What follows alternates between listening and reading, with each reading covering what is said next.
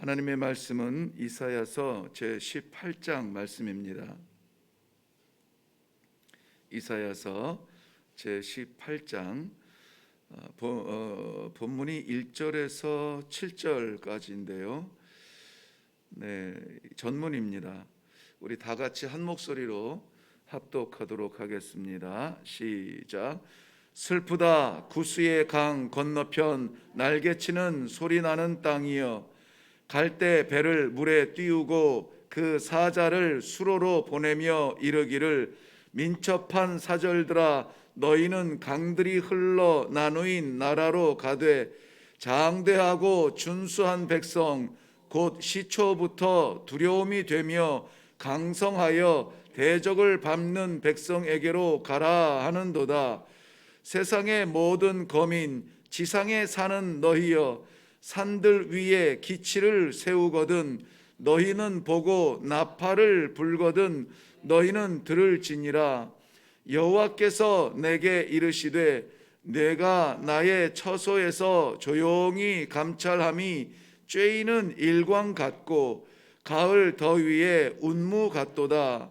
추수하기 전에 꽃이 떨어지고 포도가 맺혀 익어갈 때에 내가 낫으로 그 연한 가지를 베며 퍼진 가지를 찍어 버려서 산의 독수리들과 땅의 들짐승들에게 던져 주리니, 산의 독수리들이 그것으로 여름을 지내며 땅의 들짐승들이 다 그것으로 겨울을 지내리라 하였음이라. 그때에 강들이 흘러 나누인 나라에 장대하고 준수한 백성 곧 시초부터 두려움이 되며 강성하여 대적을 밟는 백성이 만군의 여호와께 드릴 예물을 가지고 만군의 여호와의 이름을 두신 곳 시온 산에 이르리라. 아멘. 아멘. 이사야서 제18장은 길지 않은 절수를 가지고 있는데, 이 안에 세 개의 나라 민족들이 담겨져 있습니다. 먼저는 2절 말씀에 보면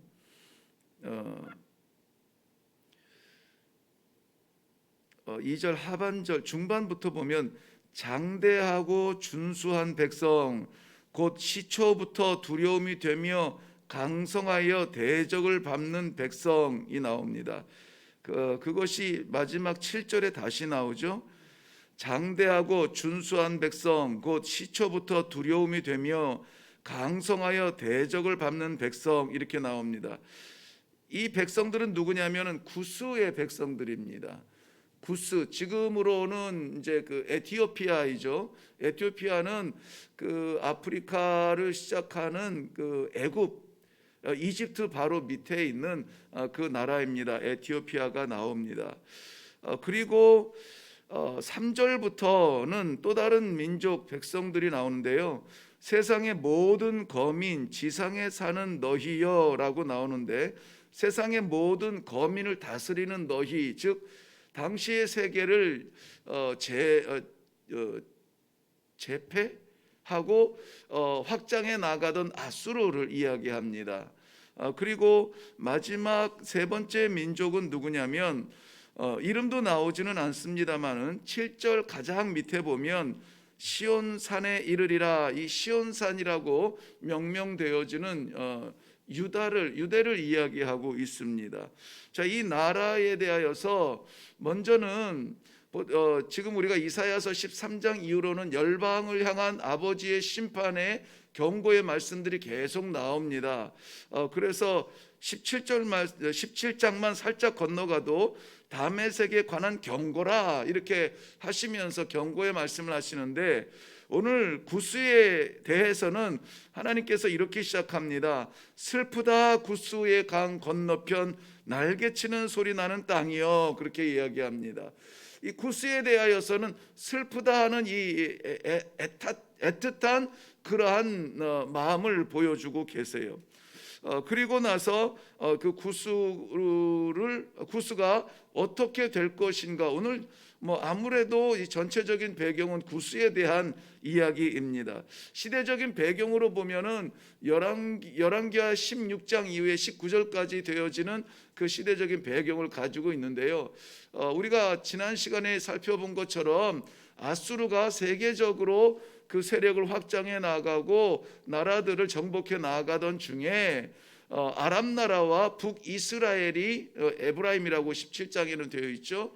에브라임으로 명명되는 북이스라엘이 이 긴장을 가지고 야 우리 이렇게 당할 수만은 없다.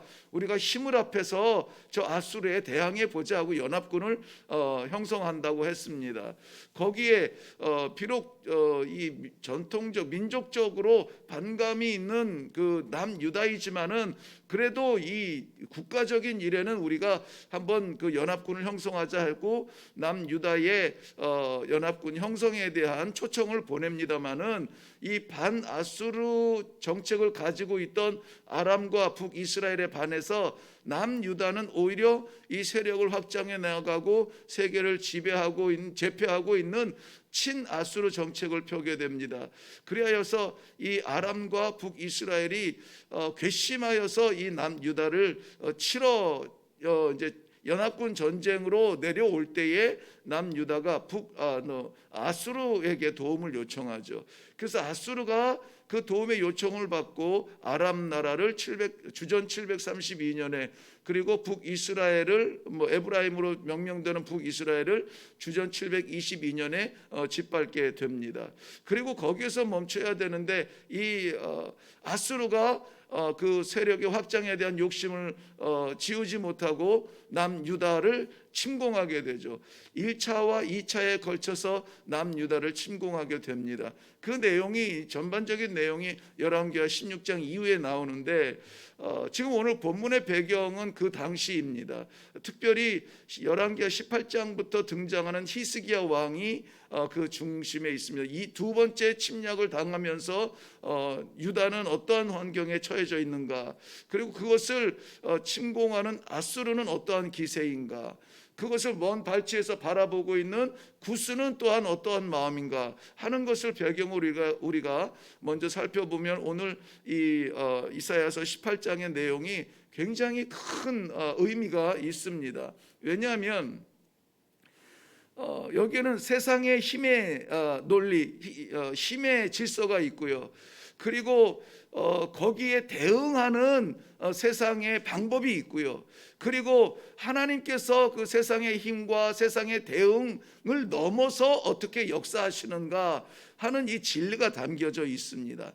먼저 세상의 힘의 논리, 힘의 진리, 많은 것을 가지고 높은 곳에 오르며 성공지상주의로 살아가는 그 힘의 진리, 힘의 논리는 아수르를 우리가 생각을 하면 됩니다. 확장하고 짓밟고 많이 쥐고 그러한 이 세력을 확장해 나가는 아수르가 있습니다.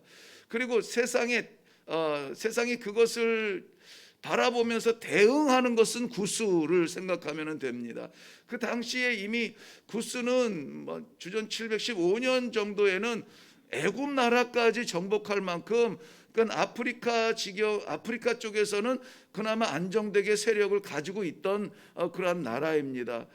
기골이 장대하고 늘씬하고 보기만 해도 이렇게 겁을 먹을 만큼 그렇게 생긴 그 키 큰 사람들인데요.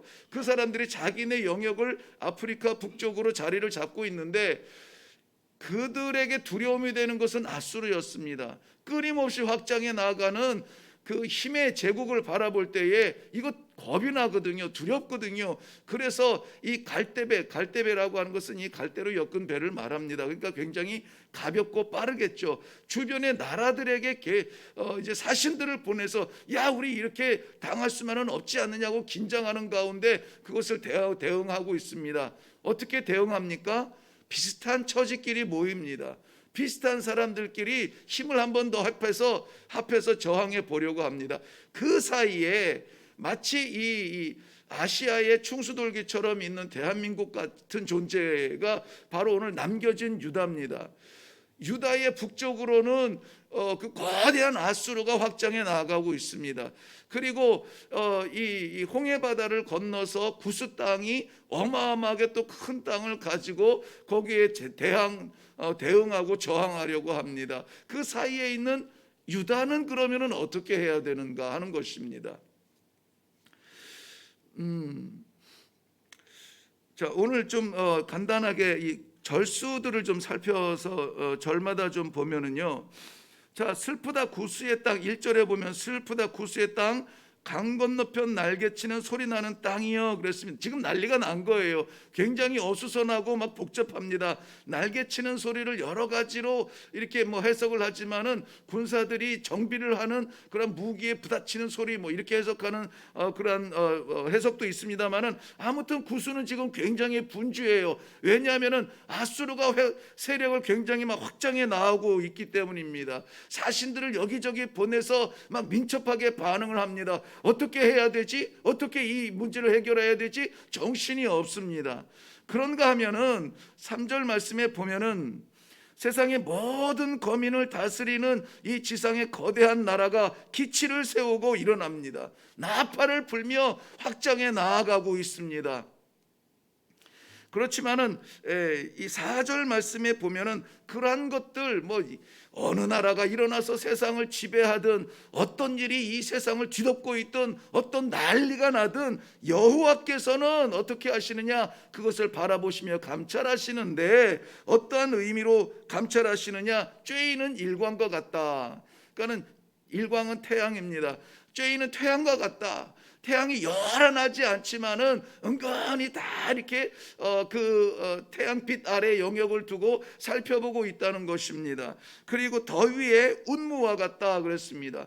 더위에 안개와 같다. 있는지 그 존재도 알지 못하지만 여전히 그 안개로 인하여서 생명들이 자라나는 그런 힘을 내고 있다. 그리고 말하고 있습니다. 그런데 그러한 일들을 하나님께서는 요동하지 않으세요. 거기에 보면은 나의 처소에서 감찰하시는 우리 하나님의 모습을 볼 수 있습니다. 하나님의 처소는 여전히 존재하고 아무리 이 땅 위에 어떠한 일이 일어난다 할지라도 하나님께서는 마치 이 태양이 자연과 이 지상을 다 살피면서 쬐이면서 다 보듯이 하나님께서는 감찰하고 계신다라고 말씀하세요. 5절 말씀에 보면은 하나님께서 손을 드신다면은 다 익어가는 열매라도 다 익어가는 포도나무라도 낫으로 그것을 베며 퍼진 가지를 찍어 내리신다. 여호와께서 치시겠다는 거예요. 지금 힘의 논리를 가지고 세계를 제패하고 있는 이 아수르를 치시겠다는 것입니다. 어떻게 치시느냐? 아수르를 무너뜨리되 그 무너뜨린 당한 아수르를 통해서 땅의 들짐승들이 겨우 내 그것을 먹고 산의 독수리들이 여름 내 그것을 먹으며 만족할 것이다. 들짐승과 독수리는 시체를 먹는 동물로 성경에서 보여주고 있습니다. 그런데 열왕기하 19장에 보면 열왕기하 19장 35절 말씀에 보면은 이 남유다 예루살렘을 침공한 두 번째 침공한 사네립과 사네립이 랍사게를 앞장 세워서 침공한 그 병력이 18만 5천 명이에요. 35절에 19장 35절에 이 18만 5천 명이 아침이 되어서 눈을 열어보니 다 송장이 되었더라 그랬습니다. 다 송장이 되었더라. 거기에 이 히스기야와 유다 백성이 한 일이 아무것도 없습니다. 하나님께서 저들이 그 밤의 두려운 사이에 밤을 지내는 사이에 하나님께서 그 18만 5천 명을 다 치셨어요. 정말 그들이 아무것도 하지 않았을까요? 열왕기하 18장에 보면은 이 히스기야 왕의 등장이 나옵니다.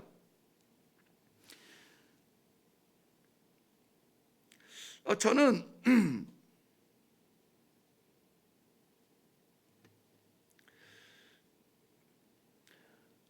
히스기야 왕의 등장은 이렇게 설명을 하고 있습니다. 두 가지인데요. 저가 다윗의 길을 걷고 다윗의 왕조의 길을 걷고 두 번째는 뭐냐면 여호와 보시기에 정직을 행하였다 그랬습니다. 다윗은 철저하게 하나님 중심으로 살아갔던 왕입니다. 저가 철저하게 하나님 중심으로 살았고 하나님 보시기에 정직을 행했는데, 정직을 행한 그의 행보가 무엇이냐면 전국에 있는 우상들을 다 찍어버립니다. 전국에 있는 이 산당들을 다 무너뜨립니다. 그리고는 저는 하나님을 가까이 하는 사람이었습니다. 그러므로 이 아수르의 그 18만 5천 명의 어마어마한 군대가 이 유다를 공격하고 예루살렘을 둘러섰을 때에 아무것도 한 것이 아니에요. 히스기야는 바로 하나님 전에 달려나가서 하나님 앞에 기도합니다. 그리고 그 기도를 하나님께서 들으시고 그 모습을 보시고 여호와 보시기에 정직하게, 영원히 정직함을 바라보시고 하나님이 그의 백성을 구해 주시는 것입니다. 오늘 우리는 이 짧은 본문 안에서 아수르의 기세가 세상의 모든 민족들을 다 통합하여서 큰 힘의 세력을 가지고 확장해 나아가는 모습을 보았습니다. 그리고 그것에 대응하는 구스의 백성들 어떻게 대응합니까? 손빠르게 움직입니다. 발빠르게 움직입니다. 사신들을 보내서 방법을 찾습니다. 이렇게 해야 되지 저렇게 해야 되지. 그런데 그 사이에 껴있는 이 유다 때문에 구스가 구원을 받아요. 아수르가 이 구스를 침공하지 못합니다. 왜? 그 사이에 그야말로 충수돌기처럼 점처럼 찍혀있는 그 예루살렘을 넘지 못하고 거기에서 18만 5천 명 대군이 무너지기 때문에 구스가 구원을 받아요. 그래서 결론적으로 오늘 7절 하반절에 나오는 것이 이 구스, 그 장대한 사람들이, 그 끔찍하게 이 태생적으로 거대한 사람들이 어떻게 합니까? 예물을 가지고 어디로 가요? 시온산으로 가는 거예요. 저들이 사신을 찾아서 동조할 사람들을 찾아서 방법을 찾아서 분주하던 사람들이 하나님께서 그의 백성 유다를 보호하시고 유다를 위해서 역사하시는 것을 보고 그의 사신 여호와께 제물을 드리러 시온산에 가는 것을 오늘 우리 결론의 말씀으로 받게 됩니다. 우리는 참으로 연약하고 미약합니다. 지금 온 세상은 어쩌면은 아수르보다 더 강력한 이 팬데믹, 이것보다 더 끔찍한 일들이 우리를 위협할 수가 있습니다. 때로는 우리 생활고 때문에 어렵습니다. 때로는 질병 때문에 어렵습니다. 때로는 모함과 이해할 수 없는 그러한 시험 때문에 어렵습니다. 풀리지 않은 것 때문에 가슴을 칩니다. 도대체 넘을 수 없는 장벽 같은 두려움이 우리를 더 뒤덮고 있습니다. 18만 5천 명이 아니라 그것보다 더 어마어마한 이러한 세력들로 우리는 짓눌릴 수밖에 없는 상황에 처할 수가 있습니다. 이게 세상의 힘의 논리예요. 세상의 방법은 어떻게 됩니까? 발빠르게 움직입니다. 어떻게 하면 살아나지? 어떻게 하면 이걸 극복할 수 있지? 방법을 찾아서 분주합니다. 그런데 하나님의 백성은 아버지를 찾아요. 하나님의 백성은 두려운 그 18만 5천 명의 대군을 바라보지 아니하고, 지금 힘만 합하면 구스가 연합군이 돼 동맹군이 될 터인데 구스를 바라보지 아니하고 방법을 찾지 아니하고 여기저기 눈알 돌리면서 살 방법 찾지 아니하고 하나님을 찾아요. 여호와 앞에 올라가서 아버지 어떻게 합니까? 아버지 도와주셔야 합니다. 히스기야의 절절한 이 구군을 마음의 품에 담고 하나님 앞에 나아가서 기도하는 그 심정, 그 현장을 한번 우리 상상해 봅시다. 그러한 기도로 하나님 앞에 나아갈 때 하나님께서 바람 한번 부시면, 손 한번 까딱하시면 18만 5천 명이 문제입니까? 이 팬데믹이 문제입니까? 이 코로나가 문제입니까? 아버지의 백성을 지키시는 아버지의 은혜가 이 땅을 덮는 태양처럼 오늘도 우리의 영혼들 위해 아버지의 눈이 살펴주고 계신다는 사실을 믿으시기 바랍니다. 온전히 기도할 때에 하나님께서 이 엄청난 이 작고 미련한 우리 때문에 구스가 구원을 받은 것처럼, 그리고 그 많은 사람들이 당신의 하나님 정말 살아계십니다 인정하는 것처럼, 너무 교회가, 너무 성도들이 살 길 찾아서 발발되지 아니하고 이때야말로 기도할 때다. 이때야말로 하나님을 찾을 때이다. 이때야말로 주의 전에 아버지를 붙들을 때이다. 주의 보좌 앞에 나아가서 심정을 쏟아놓고 기도하는 이 모습을 보일 때 쟤네들 뭐 잘못된 거 아니야? 결론은 어떻게 됩니까? 그들이 예물을 들고 시온산에 나와 아버지를 경배할 날이 올 겁니다. 이 날을 소망하는 것이 우리 성도들입니다. 오늘 이 믿음을 가지고 하나님 앞에 나아가 기도하는 귀한 하루가 될 수 있기를 주님의 이름으로 축원합니다. 기도하겠습니다.